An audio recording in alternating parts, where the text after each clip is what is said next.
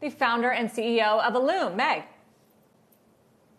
Well, Sarah, thanks so much. Dr. Parsons, thanks for being with us. A big announcement today, and we understand as part of this deal, the U.S. is procuring 8.5 million of these tests sometime before the end of this year. So how can a regular person get one of your tests in the U.S.? Hi, Meg. Great to be with you. Terrific. We really appreciate the support of the US government here. We'll be building a big manufacturing facility in America capable of producing over 500,000 tests a day. Those products are going to go partly to the US government through the Department of Defense, and the remainder of those products will be available to the US public through the retail channels, through pharmacies and supermarkets, and so on.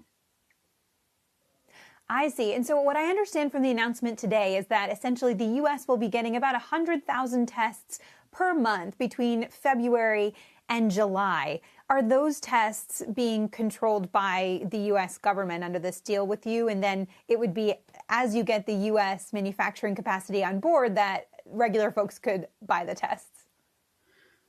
The US government, so that's correct. The US government is buying 100,000 tests a month from February through July. That's a small fraction of our manufacturing capability from our Australian facility, which is on track to be at over 200,000 tests a day by the end of this quarter. The remainder of those tests will all be coming to the US. So the US government is only buying a small fraction of the tests which we manufacture here in Australia.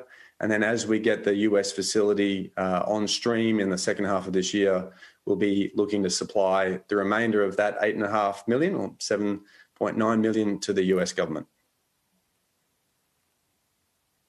Problems with all these tests, Dr. Parsons, it's Sarah, has been relying on their accuracy. So what sort of sensitivity levels and specificity levels have you seen on your products? And why has it taken a year to get an at-home test with no prescription that is reliable a year into this pandemic? So we have unique core technology inside our tests. So this is the test analyzer, which does all the processing of the sample. This is a single-use high-performance instrument that's built into here to be able to give an accurate result. In the clinical studies we performed in accordance with the FDA guidance, we came out with an overall accuracy of 96%. Pretty good. It's taken a long time because developing this new diagnostic technology is quite hard. So Ellume's had a long run at this over the last decade, making a home flu test, which is in advanced stages now. And when COVID arose, we turned our attention to that same technology, developing a home COVID test. So being able to reduce these to practice, manufacture many millions of these tests is quite the logistical challenge.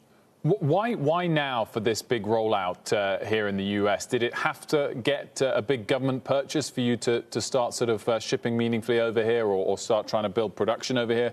And which other countries have embraced this test meaningfully other than Australia? Ellume was a recipient of an NIH RADx grant in late last year, which enabled us to accelerate our manufacturing capability here in Australia, which we've been pushing very hard at. What this investment from the Department of Defense does is it enables us to accelerate further our production capability and to move that capability to the US. So this will be American-produced diagnostics for the American market to help respond to this pandemic, but also respond to future pandemics when they inevitably arise.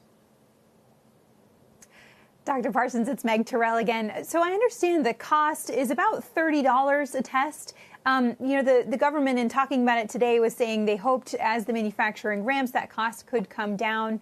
What do you expect it could get to as you get to more of a mass manufacturing situation?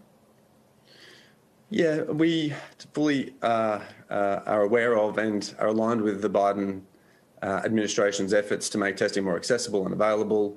There is a lot that goes into manufacturing these products reliably and having high-performance diagnostics that can be trusted and relied upon.